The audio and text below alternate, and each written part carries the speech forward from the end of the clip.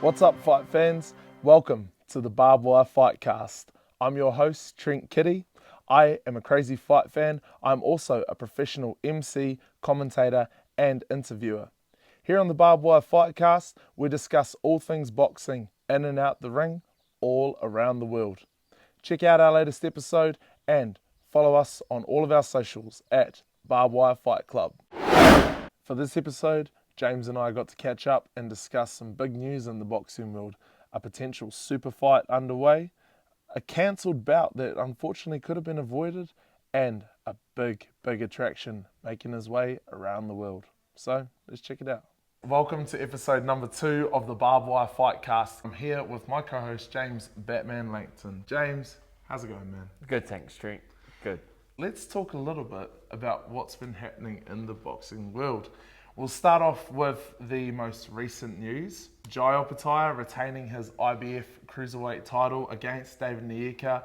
4th round KO. What's your thoughts on it, Batman?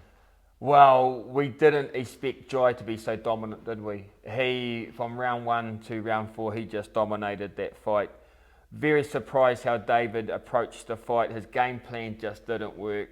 I don't understand why he would want to fight in close. I would assume being a taller fighter with the longer reach, he would have just been picking him off, dancing around the ring and just offloading. But, you know, I just didn't get it. Just didn't get the game plan, didn't understand what he was trying to do out there. So, yeah, very disappointing. The general consensus around the loss for Nyika was that a lot of people would have liked to seen him on the pro scene a little bit longer, maybe get a few more professional bouts under his belt. Jai standing at now 27-0, David taking the first loss of his career in the professional ranks. You've got to think that experience definitely played a factor into the way that it turned out, don't you? Yeah, everyone's saying that. Was it too soon? Was it too soon? It turned out, yes, it was too soon. But you can't blame a fighter for giving it a go. You can't blame him for wanting to have a shot at the world title. Definitely. You know, sure, a loss on your record is not what you want, but it's boxing. I actually respect boxers that have a few losses on their record. It's shown that they've got in there and they've fought guys that were superior to them on the night. That's right. So good on him. Okay, he got in there, he gave it a go. Okay, didn't work out. Okay, go back to the gym, go back to the boxing club, start again. Go back to the drawing board. Go back to the drawing board. Let's go again. I think that David Nyika, he's taken this loss very graciously too. I think that's a great show of his character. He's not called the nice guy for no reason. Following the entire build-up, all the face-offs, the press conferences, the sit-downs between the two, you could tell that there was a massive air of respect between the two. There wasn't like controversy created out of it. It was genuine. Yes. Two guys that know each other very well, have had rounds against one another, and on the night, Jai went in there and he looked like a destroyer.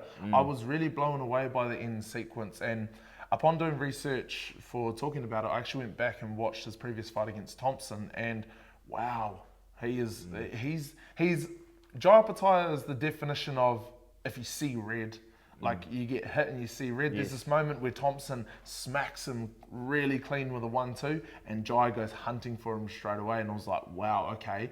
Maybe, obviously, as a nation, New Zealand, we're going to back David Nyika. He's the Kiwi boy. Yep. Whether he's going in there with a 1-0 record or an 0-1 record, we're like, hey, New Zealand's in the ring doing his thing. So, all credit to Jai. He went in there and he showed why he is the Cruiserweight champion. Yeah, and thinking about Jai, everything about him is just aggressive, But like in a younger version of Mike Tyson, where every comment's just aggressive. He's just got a purpose in life, Yes. He's got a purpose in the boxing ring. There's no fairy dusting, it's just aggression. And he fights like that. He's not trying to make headlines. He just says, this is what I do. This is how I feed my family. And if you're going to try to take that away from me, then we're just going to have to settle it. Yeah. He's talking about wanting to go up to heavyweight. Yeah, why not? Once he gets all those belts in the Cruiserweight division, why not do what Alexander Usyk went up to heavyweight? Why not do what Van Holyfield done. It can be done, you know. It can be. So why not Jai give it a go? It's an intriguing prospect, especially, you know, even though he is Australian, we're still going to support our brother across the ditch because, hey, putting Australasia on the map, man, can't ever complain about 100%. that. So all credit to Jai Opetaia and David Nieka. Obviously, with David, the future plans were yet to be seen. He's doing well after the KO, so, you know, God bless to him. And I'm really excited to see what he's going to bring back to the professional ranks of New Zealand. Yes, all getting behind David. You know, one loss, you know, okay, pick yourself up, scrub yourself off, just get back into it. 100%. Moving on to another Kiwi boxing, not even prospect, she's a champion. Mea Motu, right out of Kaitaia, the IBO Super Bantamweight champion. She's heading over to Nottingham on the 25th of January to take on Ali Scottney for a unification bout between the WBO, IBF, IBO and Ring title belts.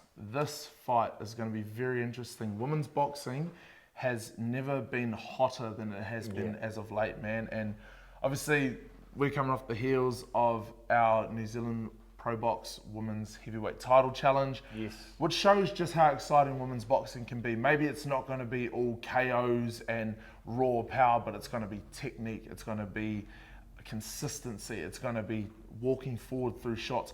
Mea Motu standing at 20-0 at the moment. She looked sensational in her last performance in October, I believe it was. 4th round TKO, her opponent's corner threw in the towel, going against her opponent Ali, who's standing at 9-0 at the moment. So, weigh in your thoughts on this one, Ben. Yeah, you know, Mea Motu, words can't really describe how amazing she is. You just go look at the woman and her physique, you just know she's living in the gym, training hard, pumping the weights. Peach Boxing, fantastic club in Auckland. Yes. No doubt she'll have her ready for this fight. She has to be, I don't know, you know, would she be the favourite? Maybe it's a 50-50 fight, but it's going to be a really exciting fight. Absolutely want to see Mea win, right? And it's going to be one hell of a fight. So best of luck to Mea. Fantastic sports person, fantastic asset for New Zealand. 100%. Boxing. Mea Motu, if you're seeing this right now, good luck to you, girl. Go over there. You know, New Zealand's got your back. We'll all be watching. And hopefully you come home the new undisputed Super Bantamweight champion of the world. Moving on forward, we have to touch on Beterbiev and Bivol number 2 with the main card fight also featuring New Zealand's very own Joseph Parker taking on Daniel Dubois. We touched on this last time, but honestly, we can't get enough talking about this because when it comes to a rematch, especially when it's something that was as contentious as the first fight between Bivol and Beterbiev, something that could have been, it could have gone that way, could have gone this way, you can't help but continuing to talk about it, Batman. Yeah, I thought Bivol was probably may have gone on as a slight favourite in that fight, and then to come away with a loss was probably very surprising to a lot of fighters. So he has something to prove, right, in this rematch. So he's probably watched the video hundreds of times to see where he can improve and see what adjustments he can make. You know, we've seen it before when fighters have come back and they made adjustments and won. Very exciting to see what adjustments he makes. Beterbiev's power punching can't be understated though, because he has just murdered people that he's walked in the ring with. He's gone in there and thrown fist to face, and nearly every time it connects and nearly every time they fall to the canvas unconscious. Yeah, he's got an unusual style, doesn't he? He just comes forward, he's just throwing punches and just keeps moving forward. And you've got to be super fit. You've got to be able to fight off the back foot. And that's one thing we mentioned about David Nieka. Why wasn't David Nieka fighting off the back foot? Maybe that's something that he needs to bring into his game. Possibly. And maybe Bivol will be looking more to fight off the back foot. Definitely. And as for Joseph Parker and Daniel Dubois, got to back Joseph Parker, eh? You can't not back Joseph Parker. He's looked really, really good in these last few bouts that he's had. You know, win or loss, he still has always gone out and had a solid showing. He's looking really good. He's really, I think recaptured his love for boxing, seeing that it's starting to become such a platform for young Polynesians, young Kiwis, all around the world, and to see him supporting not only his Kiwi and Samoan brothers, but just supporting the sport of boxing in general in New Zealand and the greater realms I think it's wonderful. And yeah. I'm not going to change my prediction with this one. I've said Joseph Parker's going to put on upset. We've seen Joseph Parker put on upsets in his last 2 or 3 fights. This will be another upset. I think Daniel DeBlue will probably go in his favourite, but I'm expecting Joseph Parker to get the job done. He's just a different beast to what he was 2 years ago. Yep. And he's just looks so much better. He looks like he's right in the zone. Everything that comes out of his mouth is just so confident. And he just seems to be, just ready to go. I'm really excited about it. He seamlessly walks that line between cocky and confident, but he never tips over to cocky. He's just a man that has 100%. a lot of mana, and what he says and the power in his words, he allows his hands to do the talking, which is always the great mark of a great boxer, isn't it? Yep, and you see lets his hand to the talking, and that's one thing Joseph Parker has done over those last 2 or 3 fights, is just let his hands go. Yeah. Far out, man. He just lets them go, and something lands. Night nurse. Indeed. So, Joseph Parker, looking forward to that. We're locking in our pick for that one, aren't we? 100%. Let's go. Logan Paul, Conor McGregor, and Mumbai. Interesting to say the least. Logan Paul been working for the WWE for the last few years. He's done really well in there for the entertainment factor. Conor McGregor, as we know, one of the most polarizing, entertaining, slightly controversial figures to ever step into the world of combat sports. This fight is going to be, if it does go through Batman, I think we could see something that could be akin to Jake Paul and Mike Tyson, but maybe just that little bit more believable, because obviously when we saw Paul and Tyson, Mike Tyson's nearly 60. How many 60-year-olds do you know going in the ring? Unless your name's Bernard Hopkins. And to see him go back in, have another boxing fight, have another high money boxing fight, I think it still continues to elevate the sport, and obviously it's going to bring some great numbers to Mumbai as well. Yeah, I know what you're saying, Trent. I slightly disagree with you there. I want to see boxing fights. I don't care who's fighting, I want to see fights. I've still got in the back of my mind the Mike Tyson and Jake Paul fight. Still can't get it over how disappointing it was, and paying money and all the hype, and it just turned into a bit of a joke. Yeah. I don't think this will be the case. No. I'm not 100% sure that Conor McGregor is taking this fight for the right reasons, but nothing more apart from the money. Is that the right reason to take a fight? Maybe it is. Maybe I'm old-fashioned, but maybe taking a fight just on money, fair enough. It's not a fight that's really getting me excited, but nor did the Mike Tyson Jake Paul fight until a week out. Oh, damn it! Then I'll go and buy that. Then I'll go and buy it. Maybe this is be the same type of fight. At this stage, I'm not excited about it. I just think there's just too many other big fights happening at the moment. But like you said, good for boxing. Yeah. It does bring in a different age of people and a different viewer type. Yeah. Outside of your boxing purists and your guys that have followed it for years. I'm from that school of the new age. I grew up with the Mayweather-McGregor kind of thing. That's where I first started being like, okay, there's a bit more to boxing than just punching in the face. So growing up with that, obviously I'm easily biased towards this fight being, if not anything but entertaining. Logan Paul, he's had bouts against Floyd Mayweather. He's also had a couple of YouTube matches. Sorry, he's had matches against other YouTubers, but he went in there and went a full 7-8 rounds against Mayweather. So anyone who does that, I think get back in the ring, have another go at it. Yeah, why not? Every time you climb through the ropes, you deserve respect. Good on him. Get in the ring, have a fight, right? Yeah. But we'll see how this one goes. Yeah. Let's just watch this space. Yeah, watch this space. I think that's a good prediction there. Also, we've heard whispers that there's a possibility of Canelo, Alvarez and Terence Crawford having a bout. As soon as I saw the news for that, it got me really, really excited because these are two of the finest boxers in their not only divisions but in this era. You know, these are guys that are synonymous with the words undisputed, greatest, possibly even GOAT. In Terence Crawford's case, undefeated as well. This fight could really be that super fight that we've been waiting for a long time. Obviously, Canelo is starting to get on a little bit in years, but hey, I mean, he still looks sharp in his last couple of bouts. Terence Crawford looked great in his last bout against Errol Spence. And I think this fight could potentially be just that super fight that I think boxing purists craved against, like your Mayweather and Pacquiao's, or even against like when Alvarez went against Triple G. I think this is a fight that we're looking forward to as like, wow, this could be a super fight. You know what I mean? Yeah, 100%. It's going to be, if this fight does happen, this is the fight that really gets the world excited. Yeah, sure, there was some talk that Canelo his legs may have been getting a bit tired and age was catching up with him with his fight against Bivol, but then he's come back and won his last 3 fights. And then now he's got Crawford if the fight does go ahead. Yep. There is a bit of a weight difference, so how they find the right weights, it'd be interesting to see what weight they agree on. Canelo may have to come down, lose a bit of weight. Yeah. But great fight, man. Just a great fight. And this is where boxing's going. Boxing is just on a high. For whatever reason, we're just seeing these amazing matchups finally coming.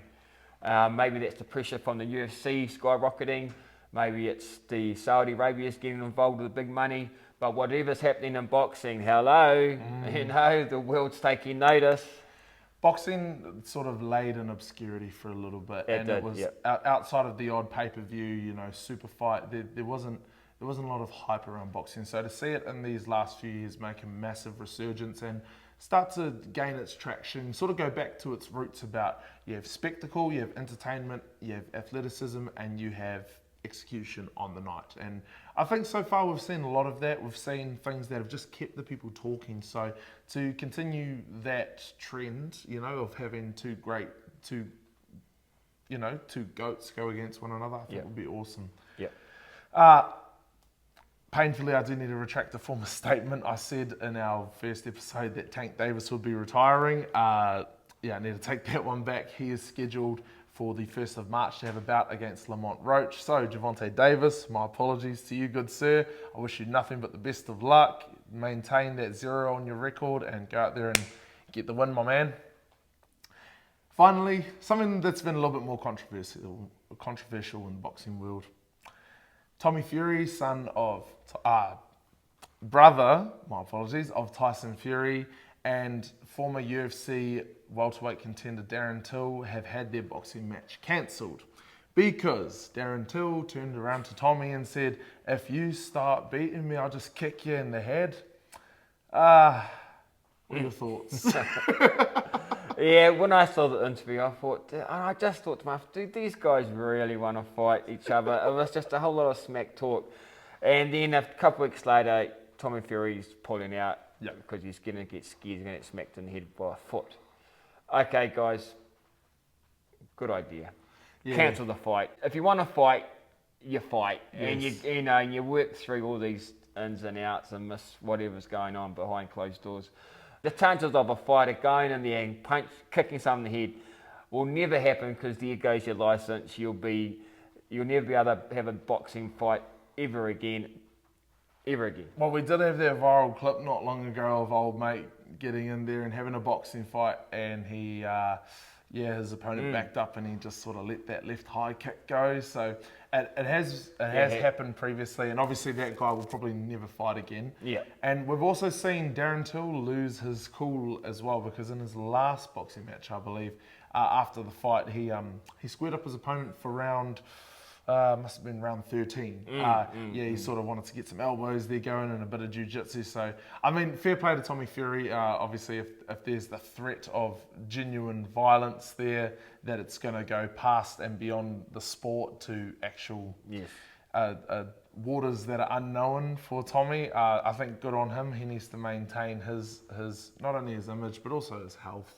It's important. Yeah, but then again, but isn't boxing a mental preparation? And is Till just playing mind games with Fury, and maybe Fury just couldn't handle it? I think Till just had a bit of a Till moment there, and it sort of cost him a payday, and it cost us the chance of watching another great MMA boxing crossover. But it is what it is. I just know we won't be seeing any head kicks on our cards, Batman?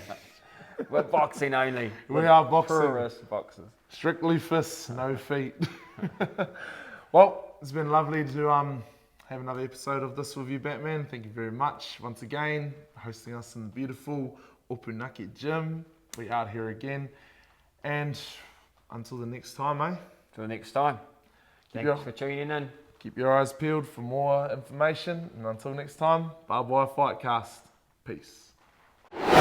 Thank you for watching this episode of the Barbwire Fightcast. Your viewership means everything to us. If you were to go ahead and follow and subscribe to all of our socials, that will mean we can bring you longer episodes, better production, and bigger guests. Go ahead and follow us on our socials at Barbwire Fight Club and register to watch all of our live boxing events at barbwirefightclub.com. So take care, and until next time.